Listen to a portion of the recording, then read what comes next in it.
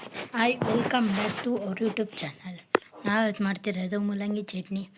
ಒಂದು ಬಾಣಲಿ ತೊಗೊಂಡು ಒಂದು ಕಪ್ಪಷ್ಟು ಕಡಲೆ ಬೀಜ ಫ್ರೈ ಮಾಡ್ಕೊಬೇಕು. ಫ್ರೈ ಮಾಡಿದ್ದಾದಮೇಲೆ ಸಿಪ್ಪೆ ಬಿಡಿಸ್ಕೊಂಡು ಸೈಡ್ಗೆ ಎತ್ತಿಕೊಂಡು ಅದೇ ಬಾಣಲಿಗೆ ಎಣ್ಣೆ 1-2 ಟೇಬಲ್ ಸ್ಪೂನಷ್ಟು, 1 ಸ್ಪೂನು ಜೀರಿಗೆ, 1 ಕಪ್ಪಷ್ಟು ಹಚ್ಚಿಟ್ಕೊಂಡಿರ್ತೀವಲ್ಲ ಮೂಲಂಗಿ ಸಣ್ಣದಾಗಿ ಹಚ್ಕೊಂಡಿರಬೇಕು.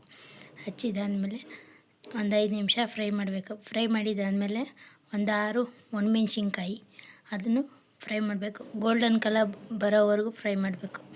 ಸ್ವಲ್ಪ ಹಸಿ ವಾಸನೆ ಹೋಗೋವರೆಗೂ ಫ್ರೈ ಮಾಡ್ಕೊಂಡಿದ್ದಾದಮೇಲೆ ಒಂದು ಮಿಕ್ಸಿ ಜಾರ್ ತೊಗೊಂಡು ಅದರಲ್ಲಿ ಅರ್ಧ ತೆಂಗಿನಕಾಯಿ ನುಣ್ಣಗೆ ರುಬ್ಕೊಬೇಕು.